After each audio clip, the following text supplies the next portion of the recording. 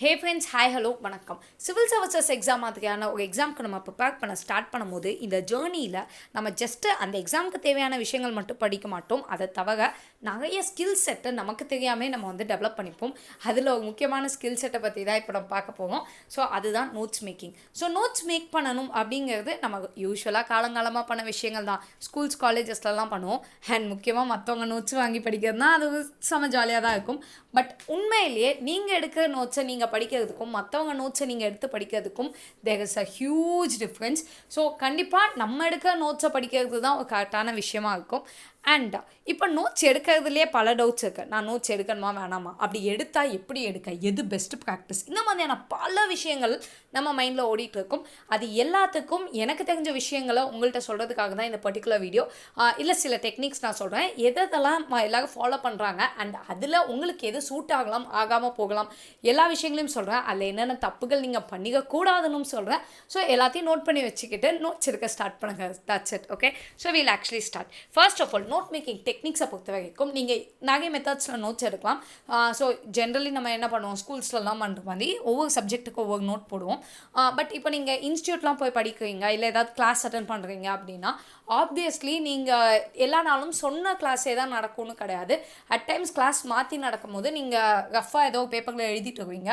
அந்த நோட்ஸை மறக்காமல் நீங்கள் உங்களோட மெயின் நோட்ஸோட அட்டாச் பண்ணுறீங்களான்னு ஒரு விஷயம் பார்க்க வேண்டியிருக்கும். இல்லை எனக்கு அந்த மாதிரிலாம் பிரச்சனை இல்லைப்பா அப்படின்னு சொல்லிட்டு சிலர் என்ன பண்ணுவாங்கன்னா 5 சப்ஜெக்ட் நோட் அந்த மாதிரி பெரிய பெரிய நோட்டாக போட்டுப்பாங்க அண்ட் அந்த நோட்ஸை ஃபாலோ பண்ணுவாங்க. ஸோ நீங்கள் அப்படி பண்ணாலும் ஓகே. ஆர்எல்ஸ் இன்னொரு மெத்தட் நான் பார்த்தேன் ரீசெண்டாக and that is a very good method. But provided நீங்கள் அதை ஒழுங்காக ஃபாலோ பண்ணணும். நீங்கள் 1 day 2 days மிஸ்டேக் பண்ணாலும் செம்மையாக அடி வாங்குவீங்க. ஸோ அது என்ன மெத்தட் அப்படின்னா இந்த A4 ஷீட்ஸ் மெத்தட் தான். ஸோ என்ன பண்ணுவாங்கன்னா பேக்கில் கத்தையாக A4 ஷீட்ஸ் வச்சுப்பாங்க. whenever they are going for a class ஏதாச்சும் பேப்பர் படிக்கும் போது நீங்கள் பேப்பர் எங்கேயாவது ஊருக்கு போவீங்கன்னு வச்சுக்கோங்க. அப்போ நீங்கள் உங்களோட கரண்ட் ஃபர்ஸ்ட் நோட்லாம் தூக்கிட்டு போவீங்களான்னு தெரியாது. ஸோ A4 ஷீட் ஆப்வியஸ்லி நம்ம எல்லாருக்கும் பேக்கில் மடித்து வச்சுட்டு போயிட்டே இருக்கலாம்ல. ஸோ அந்த மாதிரி ஷீட்ஸ் வச்சுக்குவாங்க. வச்சுட்டு எப்போ நோட்ஸ் வேணுமோ அது எல்லாத்தையுமே அந்த A4 ஷீட்ஸில் எழுதிடுவாங்க. எழுதிட்டு they'll ஸ்டார்ட் கம்பைலிங். இது ரொம்ப ஈஸியாக இருக்கும். நீங்கள் நிறைய கேரியும் பண்ண வேணாம். அதே நேரத்தில் ரொம்ப ஈஸியாக கம்பைலும் பண்ண முடியும். But one negative thing is like நீங்கள் கம்பைல் பண்ண மறந்துட்டீங்க அப்படின்னா சகட்டு மெனிக்கு பேப்பர் சேர்ந்துக்கும். டே ஆன் டே நீங்கள் கம்பைல் பண்ணணும். இல்லைனா ஹியூஜ் செட் ஆஃப் பேப்பர்ஸ் தான் உங்கள் கையில் இருக்கும். எந்த நோட்ஸையும் உங்களால் ஸ்ப்ளிட் பண்ண முடியாது. இல்லை நீங்கள் உட்காந்து ஸ்ப்ளிட் பண்ண ஆரம்பிச்சிங்கன்னா that would take hours and hours of your time unwantedly. So அதனால் அது ஒரு விஷயம் மட்டும் நீங்கள் பார்த்துக்கோங்க. Other than that this is fine. But இதில் எல்லா மெத்தட்லேயும் காமனாக சில விஷயங்கள் நீங்கள் ஃபாலோ பண்ணி ஆகணும். ஸோ அது என்னலாம் நான் சொல்லிடுறேன். சரி, நீங்கள் நோட்ஸ் எடுக்கும் போது எப்பயுமே இட்ஸ் ஆல் அபவுட் ரெப்படேட்டிவ் திங்ஸாக. நீங்கள் இப்போது மேபி எர்த்குவேக் பற்றி ஒரு டாபிக் பார்க்குறீங்கன்னு வச்சுக்கோங்க. நீங்கள் 6th ஸ்டாண்டர்டில் எர்த்குவேக் பற்றி கண்டென்ட் இருக்குது, நீங்கள் அதை எழுதிக்கிறீங்க அப்படின்னா 7th அதே கண்டென்ட்டை சொல்லிவிட்டு இன்னும் கொஞ்சம் எக்ஸ்ட்ரா தான் சொல்லியிருப்பாங்க. ஸோ நான் 7th புக்குக்கு தனியாக நோட்ஸ் போடுறேன்னு தேவையே இல்லை. ஸோ இந்த கண்டென்ட்டில் நீங்கள் ஆட் ஆன் பண்ணிட்டே போகலாம். ஸோ நோட்ஸ் எடுக்கிறதுங்கிறத ரொம்ப குட்டி குட்டியாக இடமே இல்லாமல் அப்படிலாம் எடுக்காதீங்க.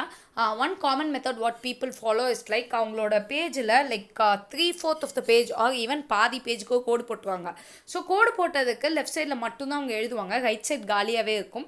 அந்த ரைட் சைடில் they keep on adding notes. Like ஏதாச்சும் திடீர்னு பேப்பரில் நியூஸ் பார்க்குறாங்க, இல்லை ஏதோ ஒன்று வந்துருக்கு அப்படின்னா அந்த நோட்ஸ் எங்கே இருக்கோ அதுக்கு கிட்ட போயிட்டு they'll compile all these kind of things. So இது ஒரு மெத்தட். இதே இது A4 ஷீட்டில் பண்ணுறீங்க அப்படின்னா you could even add an A4 sheet to that itself. So நான் ஆல்ரெடி நீங்கள் ஒரு கண்டென்ட் எழுதி முடிச்சிட்டிங்க, பட் இடம் பத்தல, இன்னும் கொஞ்சம் நிறைய கண்டென்ட் கிடைக்கிது, இந்த கேப்பில் எழுதி முடிக்க முடியல அப்படின்னா கூட இன்னொரு பேஜ் எழுதிட்டு இது ரெண்டுத்துக்கும் நடுவில் கூட நீங்கள் அட்டாச் பண்ணிட்டு போயிடலாம். ஸோ இதெல்லாம் possible methods. But always follow this kind of method. Like எக்ஸ்ட்ராவாக கொஞ்சம் பேஜ் விட்டுட்டு keep on adding on that instead of making newer notes. Okay, so இது ஒரு ஐடியா. இதை தவிர ஜென்ரலி நம்ம நிறைய விஷயங்கள் பார்க்கணும். ஸோ அது என்னெல்லாங்கிறத ஃபர்ஸ்ட் பார்த்துக்கலாம். சப்ஜெக்ட் வைஸாக நான் நோட்ஸ் எடுக்குவா, இல்லை புக் வைஸாக நோட்ஸ் எடுக்குவா, இது நிறைய பேருக்கு ஒரு டவுட் இருக்குது. சரி, என்சிஆர்டியை பொறுத்த வரைக்கும் I would prefer taking subject wise notes. ஏன் அப்படின்னா ஃபர்ஸ்ட் ஆஃப் ஆல் என்சிஆர்டிஸ்க்கு நோட்ஸ் வேணுமா அப்படின்னா நாட் மச் நீடட். நீங்கள் ஃபேக்ட்ஸை மட்டும் நீங்கள் நோட்ஸ் எடுத்துக்கிட்டால் பண்ணிட்டா போதும். புக்ஸ் உங்களுக்கு ஆப்வியஸ்லி அவைலபிளாக இருக்குது. ஆன் ரிவிஷன் பேசிஸ் நீங்கள் வந்து ரொம்ப அல்டிமேட்லி நான் ஞாபகம் வச்சுக்கணும் அப்படிங்கிறத தான் நீங்கள் வந்து ரிவைஸ் பண்ணிட்டே இருக்க போகிறீங்க. ஸோ அதெல்லாம் வேணால் நோட்ஸை எடுத்துக்கோங்க. இல்லைப்பா எனக்கு நோட்ஸ் எடுக்கிறது தான் ப்ரிஃபர்டு அப்படின்னு நீங்கள் நினச்சிங்கன்னா you go for notes. But அதுவுமே சப்ஜெக்ட் வைஸாக போகிறது பெட்டர். ஏன்னா நான் ஆல்ரெடி சொன்ன மாதிரி டாபிக் கீப்ஸ் ரிப்பீட்டிங். நீங்கள் 9th ஸ்டாண்டர்ட் ஜாகிரஃபி என்சிஆர்டிக்கும் 11th ஸ்டாண்டர்ட் ஜாகிரஃபி என்சிஆர்டிக்கும் ஹார்ட்லி டிஃப்ரென்சஸ் பார்ப்பீங்க. ரெண்டுத்துலேயுமே கிட்டத்தட்ட லெசன் நேம்ஸ் கூட சேமாக தான் இருக்கும். இந்த அச்சினாக நீங்கள் தனித்தனியாக புக் வைஸ் நோட்ஸ் எடுத்து பிரயோஜனம் இல்லை. ஸோ ஒரு டாபிக் அப்படின்னா அந்த டாப்பிக்குக்கான நோட்ஸ் எடுக்கிறது தான் புத்திசாலித்தனமாக இருக்கும். ஸோ இது வந்து என்னுடைய ஒப்பீனியன் தான். பட் உங்களுடைய ஐடியா நீங்கள் யோசிங்க. அண்ட் நெக்ஸ்ட்டு வந்துட்டு என்னென்ன டாப்பிக்கு நான் கம்பல்சரியாக நோட்ஸ் எடுக்கணும் அப்படிங்கிற ஒரு விஷயம் உங்களுக்கு தெரியணும். நிறைய டாபிக்ஸ் வந்து உங்களுக்கு ரொம்ப வாலட்டைலாக இருக்கும். வாலட்டைல் அப்படின்னா இப்போ நான் படிச்சுட்டேன் ஆனால் எனக்கு அது ஞாபகம் இருக்காது. அது நமக்கே தெரியும். ஃபார் எக்ஸாம்பிள் நான் சொல்கிறேன், நான் 1857 வந்து இந்த ஆக்ட் வந்துச்சு, இந்த மாதிரி ஒரு விஷயம் நடந்தது, இதில் இவங்கெல்லாம் பார்ட்டிசிபேட் பண்ணாங்க. ஸோ அதனால் இன்கான்சிக்வன்ஸ் 1858 இது நடந்தது, 1859 இது நடந்தது, இப்படி நான் சொல்லிட்டே போகணும்னு வச்சுக்கோங்களேன். இதை நீங்கள் எப்படி ஞாபகம் வச்சுப்பீங்க? நான் சொல்லும் போதே உங்களுக்கு வந்துட்டு டவுட் வந்துக்கும். ஆமாம்ல இது அது அந்த வருஷம், ஐயோ மை காட் அப்படின்லாம் இருக்கும். அதே மாதிரி குட்டி குட்டி விஷயங்கள் நம்ம ரொம்ப குழப்போம்.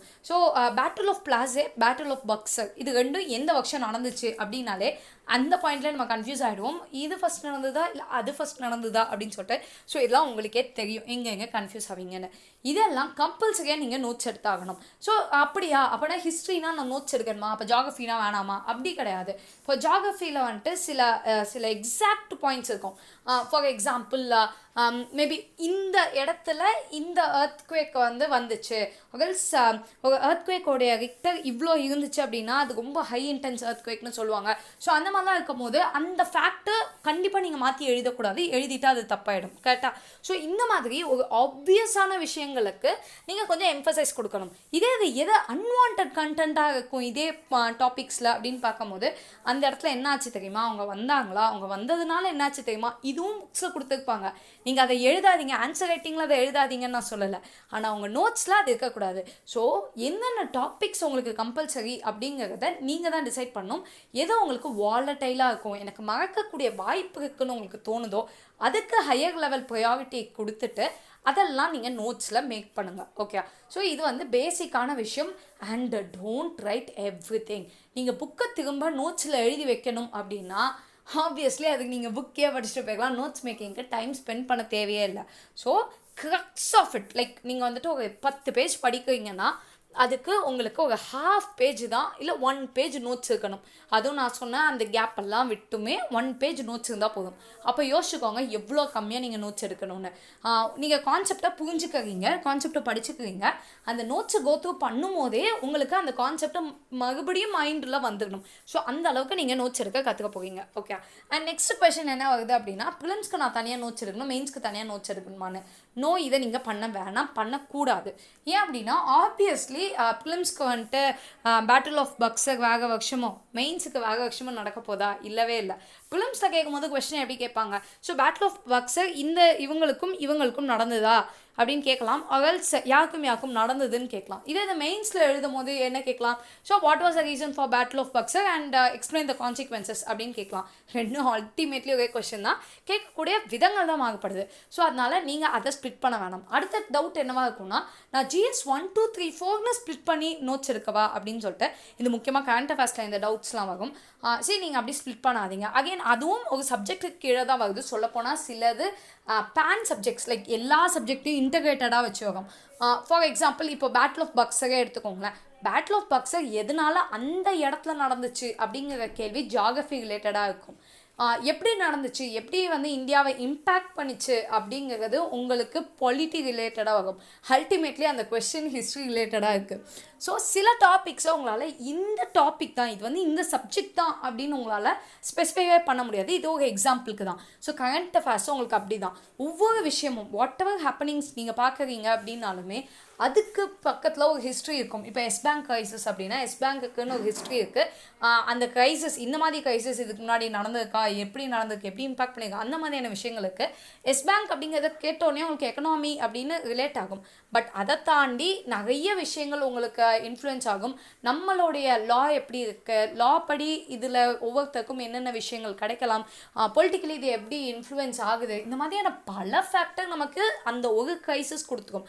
ஸோ நீங்கள் GS 1 or 2 or 3 அப்படிங்கிறத உங்களால் எக்ஸாக்ட்லி பிச்சினே பண்ண முடியாது. ஸோ நீங்கள் என்ன பண்ணலாம் அப்படின்னா, அல்டிமேட்லி அது ஒரு ஓவரால் பர்ஸ்பெக்டிவில் எஸ் பேங்க் கிரைசிஸ் அப்படிங்கிற வரும்போது அது GS பேப்பர் 3யோட கனெக்ட் ஆகுதா, அப்போ நீங்கள் GS பேப்பர் 3ன்னு வேணால் போட்டுக்கலாம். ஆனால் GS பேப்பர் 3க்குன்னு தனியாக நோட்ஸ் உங்களால் ப்ரிப்பேர் பண்ண முடியாது. ஸோ அதை மட்டும் ஞாபகம் வச்சுக்கோங்க. அண்ட் அல்டிமேட்லி நீங்கள் எக்ஸாமுக்கு முன்னாடி எல்லாத்தையும் படிக்க தான் போவீங்க.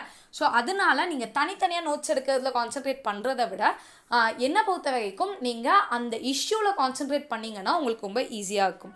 ஸோ இதுதான் கரண்ட் அஃபேர்ஸ்க்கும் நான் சொல்ல நினச்ச ஒரு விஷயம். So the point is like நீங்கள் ஒவ்வொரு கரண்ட் அஃபேர்ஸ் நோட்ஸ் ஏதாவது எடுக்கிறீங்க அப்படிங்கும்போது நீங்கள் எல்லா விதமான கொஷின்ஸையும் கேளுங்க. நம்ம எப்போயுமே சொல்லுவோம்ல வேக், வென், ஹவு, ஒய் அந்த மாதிரிலாம் சொல்லுவோம்ல. ஸோ அந்த பர்ஸ்பெக்டிவில் நீங்கள் நோட்ஸ் எடுத்துக்கோங்க. அண்ட் அந்த நோட்ஸை கரெக்டாக மெயின்டைன் பண்ணிக்கோங்க. Most of the current affairs keeps on repeating. இப்போ COVID-19 ஜனவரியில் ஆரம்பித்த நியூஸ் தான் இன்னி வரைக்கும் போயிட்டுருக்கு. அண்ட் டெய்லி ஏதாவது ஒன்று புதுசாக கண்டுபிடிப்பாங்களே தவிர பாக்கி எல்லாமே காமனான விஷயங்கள் தான். அண்ட் இதில் நீங்கள் எதெல்லாம் நோட்ஸ் எடுக்க வேணாம், இன்றைக்கி எத்தனை பேர் செத்துருக்காங்க, நேற்றுக்கு எத்தனை பேர் கொரோனா புதுசாக வந்திருக்கு, இந்த நோட்ஸ் உங்களுக்கு தேவையில்லை. ஏன்னா இட் கீப்ஸ் ஆன் சேஞ்சிங். இன்றைக்கி இருக்குன்னா நாளைக்கு மாறிடும். ஸோ அல்டிமேட்லி போயிடுச்சுப்பா, COVID-19 இந்தியா விட்டு போயிடுச்சு, உலகத்தை விட்டே போயிடுச்சு அப்படிங்கும் போது அந்த டோட்டல் கவுண்ட் உங்கள் கையில் இருந்தால் போதுமே தவிர இன்றைக்கி அந்த கவுண்ட் இருக்கணும்னு உங்களுக்கு அவசியம் கிடையாது. So that is one point which you have to emphasize on. So இதை மட்டும் தெரிஞ்சுக்கோங்க. Keep on adding. ஸோ நீங்கள் கோவிடுக்குன்னு ஒரு நோட்ஸ் எடுக்க ஸ்டார்ட் பண்ணுறீங்கன்னா மொத்த கோவிட் டீட்டெயில்ஸும் அதில் தான் இருக்கணும். நீங்கள் அந்த கோவிட் எப்படி எக்கனாமி இம்பேக்ட் பண்ணுதுங்கிறதும் அதுக்குள்ளே வந்துக்கணும்.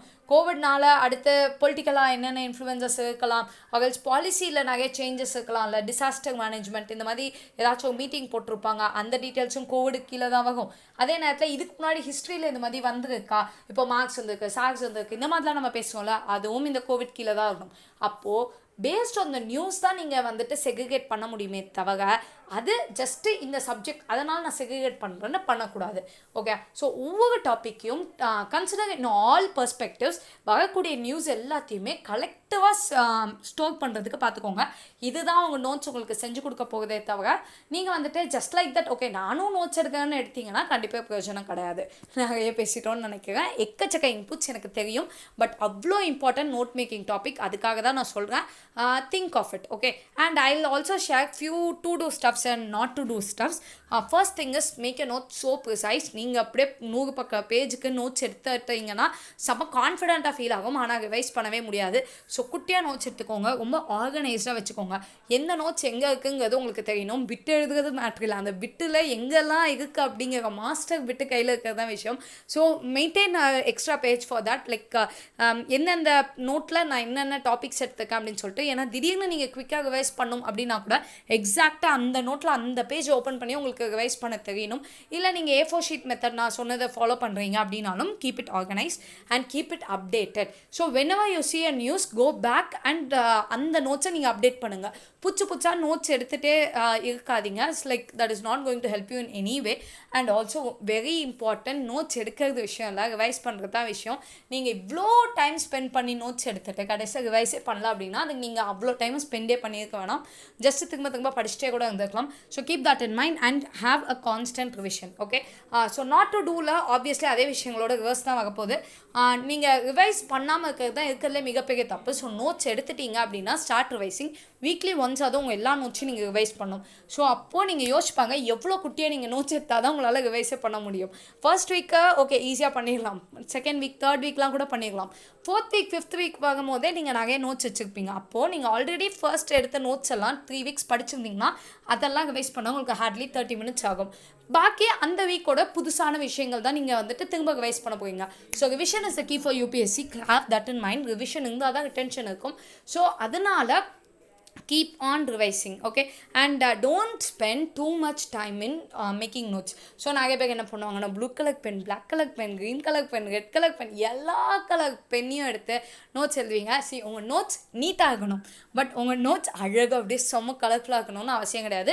யூஸ் மல்டிபிள் பென்ஸ், நான் கண்டிப்பாக இல்லைன்னே சொல்ல மாட்டேன், பட் அது எது எதுக்கு அப்படிங்கிறத பார்த்துக்கோங்க. அல்டிமேட்லி ப்ளூ அண்ட் பிளாக் வந்து நீங்கள் மாற்றி மாற்றி யூஸ் பண்ணிட்டு மேபி அது என்ன டாபிக் கீழே வருது அந்த மாதிரி ஏதாவது ஹிண்ட்ஸ் எடுத்துக்கணும்னா அதுக்கு ஒரு ரெட் கலர் பென் வச்சுக்கோங்க, தட் இஸ் ஃபைன். ஆனால் நோட்ஸை நான் ரொம்ப அழகாக எழுதணும் அப்படின்னு ஆர்கனைஸ்டாக இருக்கணும் அப்படின்னு ரொம்ப டைம் ஸ்பெண்ட் பண்ணாதீங்க, அவ்வளோதான். அண்ட் நிறைய டைம் எடுத்து நோட்ஸ் எழுத வேணாம். So have the time, like 1 hour அப்படி ஆகுது அப்படின்னா தட்ஸ் ஃபைன், அது போதும். அண்ட் நெக்ஸ்ட் வந்துட்டு புதுசாக நோட்ஸ் எடுத்துக்கிறது, அதே டாபிக் இது நம்ம எல்லாருமே பண்ணுவோம். ஸோ நம்ம சப்ஜெக்டாகவும் சரி இல்லை கரண்ட் அஃபேர்ஸ்னாலும் சரி ரிப்பீட் ஆகுது ஒரு டாபிக் அப்படின்னா அது அந்த டாபிக் கீழே தான் நோட்ஸ் எடுக்கணும். எங்கேயோ போய்ட்டு திரும்ப புதுசாக பண்ணிட்டு இருந்தீங்கன்னா அப்போது அந்த ஃப்ளோ உங்களுக்கே கிடைக்காது. நீங்கள் இதுலேயே தப்பாக நம்ம இப்படி நோட்ஸ் எடுக்க ஆரம்பிச்சிட்டோம்னா அப்போ எப்படி நம்ம ஆன்சர் ரைட்டிங்கில் இதை கொலாபரேட் பண்ணி எழுதுவோம், அங்கே நமக்கு அடி வாங்கிக்கும்ல. ஸோ எப்பயுமே நம்ம ஒன் பிளேஸில் தான் நீங்கள் நோட்ஸ் எடுக்கணும், மல்டிபிள் பிளேஸஸில் எடுத்திங்கன்னா கன்ஃபியூஸ் ஆகிடுவீங்க. அண்ட் ரொம்ப முக்கியம் இம்ப்ரூவ் ஆர்கனைசேஷன். லைக் இது நிறைய ஆஸ்பிரன்ஸ் பண்ணுற ஒரு தப்பு தான். ஸோ இப்போ ஈவன் என்னோட நோட்ஸ் நான் ஆல்ரெடி ஒரு இன்ஸ்டா லைவில் கூட ஷேர் பண்ணியிருப்பேன். கம்பைலேஷன் அவ்வளோ வச்சுருக்கேன், நான் கையால் எழுதினோன்னு நோட்ஸ், ஆனால் நான் ஒழுங்காக ஆர்கனைஸாக வச்சுக்காததுனால இப்போ அகைன் நான் ஃபஸ்ட்லேருந்து நோட்ஸ் எடுக்கிற மாதிரி தான் எனக்கு ஃபீல் ஆகுது. So that is one particular thing which you should not do. அதனால் have it very organised and எது எங்கே இருக்குது, எப்படி நான் இதை பண்ண போகிறேன், எப்படி நான் அதை ரிவைஸ் பண்ண போகிறேங்கிற பக்கா ஸ்ட்ராட்டஜி உங்கள்கிட்ட இருக்க வேண்டியது ரொம்ப முக்கியம். Okay, so these are the few things. And ultimately again ஒரு கொஸ்டின் வரும், நான் கண்டிப்பாக நோட்ஸ் எடுக்கணுமா அப்படின்னு சொல்லிட்டு. It depends on you. So if you are person who feels like ரொம்ப சாட்டிஸ்ஃபைடாக இருக்கும் சிலருக்குலாம், நான் நோட்ஸ் எடுத்துட்டேன் ஸோ நான் நல்லா தான் படிச்சுட்டு இருக்கேன் அப்படிங்கிற சாட்டிஸ்ஃபேக்ஷன் சிலருக்குலாம் வரும். Those people please do take notes. And notes எடுத்ததுக்காகவே நான் சாட்டிஸ்ஃபைடு அதனால நான் படிக்க மாட்டேன் அப்படின்னா அதை மட்டும் பண்ணிக்காதீங்க. So it depends on you. Like நீங்கள் எடுக்கலங்கிறது பிரச்சனை இல்லை. Ultimately you are going to revise something. So நீங்கள் நோட்ஸ்லேருந்து படித்தாலும் சரி, புக்கில் இருந்து ஸ்ட்ரைட்டாக படித்தாலும் சரி, that completely rest on you. Okay, so success isn't always about greatness, it is all about consistency. So be more consistent and உங்கள் consistency தான் உங்கள் சக்ஸஸை டிட்டர்மைன் பண்ண போகுது. So the more consistent you are, the more successful you will be. Okay, all the very best. I hope this video helped you at least a little. Whatsoever, please do say me in the comments below. And if you want to message me personally, you can always message me in my Insta ID. Thanks a lot for all your support. Thank you.